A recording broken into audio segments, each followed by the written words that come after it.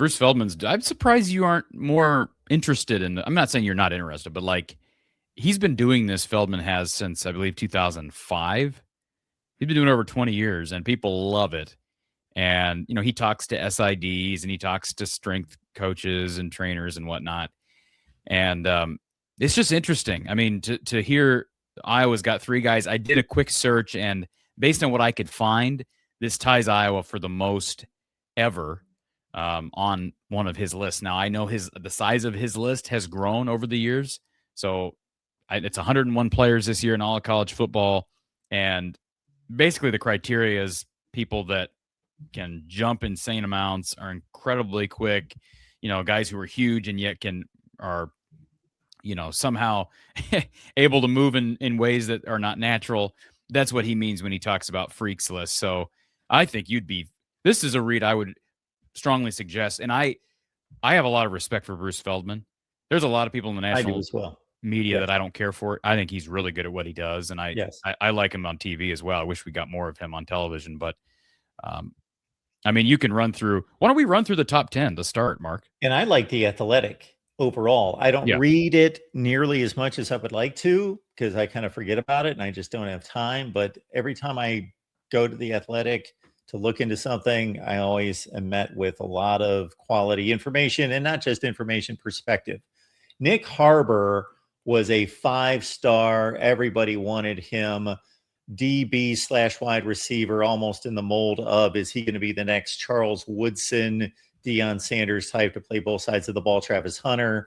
But he is primarily playing wide receiver at South Carolina, and he has like Olympic level measurables in track.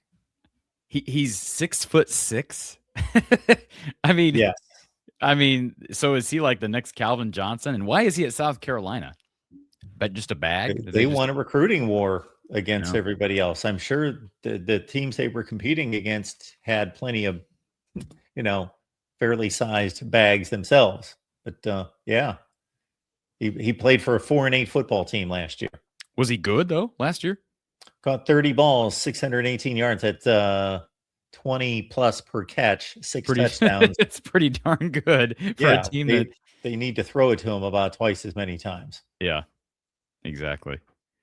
So Nick Harbor, number 1, he doesn't look like a receiver, I'll tell you that. No surprise, Jeremiah Smith at number 2.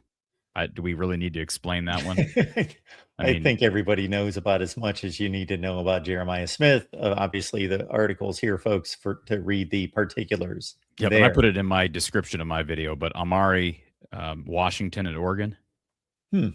Defensive tackle. I know who he is. I didn't know that he was a freak athlete.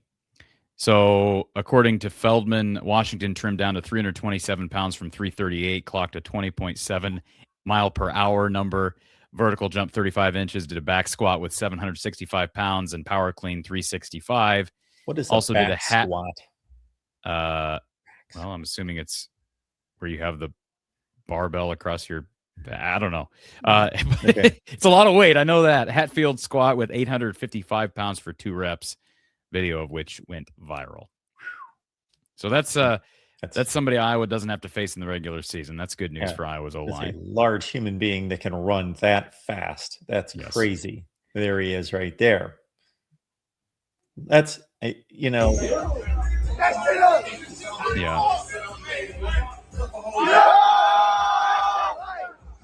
A lot of weight.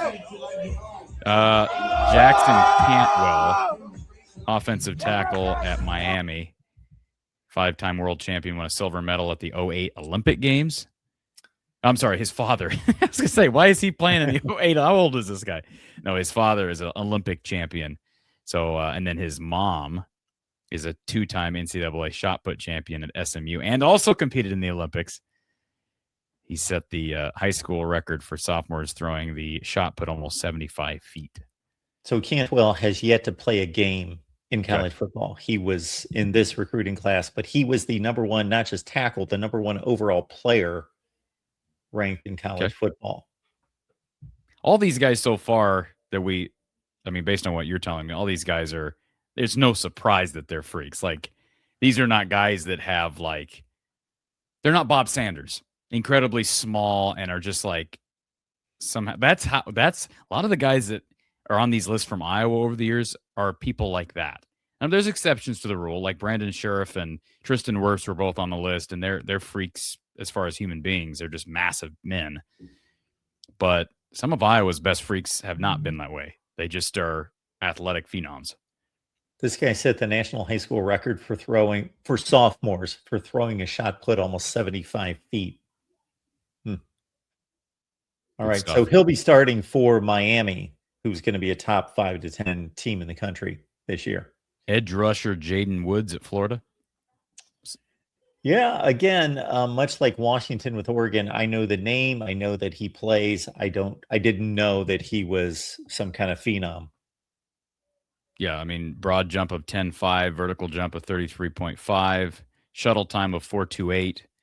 Not long after he arrived at Florida, squatted 555, power clean 365, and he's 6'3", 250. Power clean 405 a few weeks ago and ran 20.6 miles per hour. Bench press 385. We're almost getting to Iowa, folks. Arion Carter, linebacker at Tennessee, was in the top 12 last year. Based on your reaction, I'm assuming he's a really good player. Yes, all SEC player. Yes, I'm very well aware of him. 7.6 tackles per game. So you're talking about 13. Yeah, he had like 110 tackles last year. Yes. Kamari Copeland, Virginia Tech defensive tackle, who will play for James Franklin this year. And he did play with them last year. He stuck with the Hokies. Yeah. And so I'm embarrassed to say I probably have come across the name at some point, but I don't recall him. But he played for a 3-9 football team, but he did have 4.5 sacks and 7.5 TFLs and probably better production this year. And set a program record. Another guy that we're going to see the massive weightlifting out of. And before we get to Cade Pieper, and that's why we're here, to me, I almost feel the pain of these guys. Not that they're feeling the pain, but when they are lifting so much weight, especially when they're squatting, and I just think, what keeps your knees from buckling under that much weight? And there's so much weight that the bar is bending. It's crazy. It is nuts. So yeah, Pieper comes in at number 8, and I guess we can go to number 10. But Pieper, you know, I'm biased here. I cover Iowa. I don't really know these other guys, but based on most of what you've told me, he's the exception in the top 8 as far as somebody who probably was not considered by most of the high major programs to be some freak out of high school. I mean, he was when they got him, he was at the bottom of the class. The very bottom. I mean, he may have been like 23 or I think they had maybe 23 or 24 people in that class, and he was like number 22 or 23 ranked. He was 6'3", 240, and they got him out of Norfolk, Nebraska, Catholic school in Norfolk. He was ranked almost 2,000th in the country. His only other offers were South Dakota, North Dakota, and North Dakota State. And here's a guy who was getting looks in his second year of playing last year because of what he's done. He's now 6'3", 298, and was a Nebraska State champion shot putter. So Iowa obviously recognized some level of track and field expertise from him there. But PFF, Pro Football Focus, named him an All-American. He came in at number 22 on this list last year, set an Iowa record for fastest short shuttle among offensive guards. Among guards, he also posted the vertical jump record at 37.4 and the best 10-yard dash at 152. This offseason, he set the program record for heaviest squat by a guard, doing 680. That's pretty crazy. I mean, you got somebody who is 6'3", 240 out of high school. You just wonder, like, I'd love to sit down with Cade Pieper or his family and just hear, like, what was high school like? Was there an attempt to get him bigger? Did Iowa foresee him somewhere that, I don't know the backstory there as far as like what he was doing early on in high school. You'd think if this type of potential was foreseen by his high school coaches, by his family, that there would have been an effort to get him a little heavier right out of the gates. But this goes to show you that Iowa pretty good at evaluating kids that can be nowhere close to their eventual playing weight. And he came in there right away his freshman year and was like cracking the 2 deep and getting on the field. and now he's projected maybe as the best if he plays center, doesn't play guard this year, and that's we still have to wait and see how fall camp transpires. He may end up being the best center in college football. That's where a lot of the pundits have him. If all this information was here except the Nebraska State champion shot putter line, then I would think that he was a guy that matured later in terms of growing into his frame and all of that. Because for him not to be recruited more heavily and to have this much athleticism in him. So again, this is not the guy that, we had that slew of Iowa players drafted a couple of years ago that proved disappointing at the combine, but they still had excellent careers, obviously, to be invited to the combine, but then they didn't prove themselves athletically at that level. But here we've got a guy that the only difference between he and the other large position players, the non-wide receivers that we don't see with him is the sheer speed, but he's obviously extremely quick with the fast short shuttle time and the 10-yard sprint there and the vertical to have that kind of vertical jump. Yeah, he won the annual Solon beef hay bale toss. I think he maybe last year. I don't think he won it this year. Some other kid won it this year, but then the last two, the kid from Texas Tech, right at number 9, and then I'm sorry, Cal Emmanuel. Is it Okoye? Yes, and then Colin Simmons is an excellent player. Yeah, 12 sacks last year. And then if you want me to, I can share because it's quite a ways down the list. Sure. Unless you just want to I'll share my screen. We'll get to number 20. So Iowa actually, it's interesting. Iowa doesn't just have 3 on this list.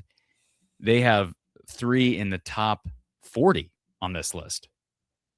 So that's interesting. Again, I don't know how many Feldman normally ranks, but Kamari Brown transferring from Elon, as I mentioned, played at Elon according to their website at 220 last year. And Feldman reports he's now 258. I think Iowa's website has him at 259. He was a running back in North Carolina. Broad jumped this offseason, broad jumped 10.3, vertical jumped 40.2, was timed at 156 in his 10-yard split. And his numbers at Elon were pretty good. 16 tackles for loss last year, 8 QB hurries, 12 sacks, 3 forced fumbles. It changes my expectations of this kid completely that he's reportedly put on 40 pounds. And, why couldn't he see the field? They need help along that defensive line. It was Kirk's biggest concern at Big Ten Media Days. And he's talked about going deep. If he's not in the lineup, I'll be shocked. It will be one of those things where either injuries have caught up to him or he's just really underperforming in one area, because I would think just his athleticism alone, paired with the fact that he's big enough now to battle on the outside, is going to get him obvious pass rush situations, a role that like Brian Allen had early, even AJ Epinesa had early in his career. And now he's in his 3rd year, so he's played college football, totally different level. But yes, Kamari Brown, somebody I haven't talked about a ton just because of lack of size. And so that's 3 of the top 40, you said? Yeah, so that's 2 of the top 30, and then here's number 37, Zach Lutmer. Second team All Big Ten pick last season, had 71 tackles, 5.5 for loss, 3 interceptions, clocked a 3.81 second shuttle time this offseason, setting a new record for Hawkeye DBs, which is especially impressive considering the program has had guys like Cooper DeJean, Micah Hyde, Josh Jackson, Desmond King, Bob Sanders. 3.81 would match the fastest shuttle time ever recorded at the NFL Combine, which Brandon Cooks ran in 2014. Also did a 41.9-inch vert jump and squatted 575. Sounds pretty good, right? Yeah, he on the football field, and I just watched the first half of the Iowa-Nebraska game from last year, like 2 nights ago. Why, I don't know. I just thought I'm going to start while I'm doing other work, throwing on random football games from the previous season just to start to, get the names and the information circulating again. And I came across Iowa, Nebraska. I thought, why not throw it in there? And Lutmer made, it it was Shire that made the hit that was a bit controversial that Yes. on the Yes. kickoff return, Yep. the helmet to helmet. That was not Zach Letmer. But in just seeing Zach Letmer make some plays out there, he looks strong, but 575 on a squat, he doesn't look that imposing. No, and Maybe he does in person.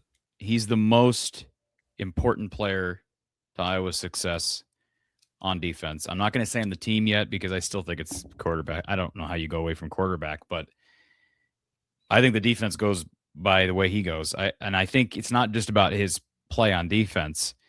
He's one of maybe a couple guys that has an opportunity to be not what Caden Weegan was last year as a return guy, but at least maybe in the league of like a Cooper DeJean. I mean, we thought Cooper DeJean was one of the best return guys Iowa had, and then Weegan filled his shoes and was even better. Like, I don't think anybody questions. Weegan was better than DeJean returning punts and kicks, which is incredible to think about. And we've heard comparisons between DeJean and Lutmer ever since Lutmer got to Iowa, not just because they're small-town Western Iowa kids. The speed has always been there for Lutmer. Now you hear about some of these measurables. Yeah, he's got to stay healthy. And sort of like Pieper, he's got to play where they need him, whether it's at a traditional safety spot or he plays at cash like he did last year. I think Pieper I would like to see him at guard simply because we saw him dominate last year at guard. Center's a little bit different, but if they need him at center, Iowa, some of their best offensive linemen of the last 10 years have been centers, guys like Logan Jones, Tyler Linderbaum, and he could be the next one, certainly. But I think Lutmer's a ball hawk. His ability to create turnovers, his ability to potentially be a punt return guy, kick return guy. I'm looking at him to be the next, like, just difference maker. They seem like they always have one of those guys who's just a difference maker. And let's be honest. I mean, guys like DeJean and guys like Weegan, if it wasn't for those guys, they don't win some of those games. I mean, like, 3 years ago, Iowa doesn't beat Michigan State if it's not for Cooper DeJean returning a kick. You know, he should have won the Minnesota game, and they lost that game because of a call. But, I mean, like, he single-handedly would have won them that game. Caden Weegan, I mean, how many punt returns? Michigan State, I went back and watched the condensed version of that game the other day. They played awful. Iowa did in Kinnick. And he had like 3 ridiculous returns in that game, one of which went back for a touchdown. First play of Big Ten Conference play was like a 109-yard return for a touchdown against Rutgers. He had a punt return for a touchdown against UMass. I mean, he was just unbelievable. And so I don't anticipate anybody's going to be able to match that, maybe ever. I don't know that we'll ever see. You know, it may take how many years since Tim Dwight was at Iowa. It may take that many years again to see another one. But I think Zach, if Iowa's going to flirt with a 10-win season, I think they're probably going to have somebody like that.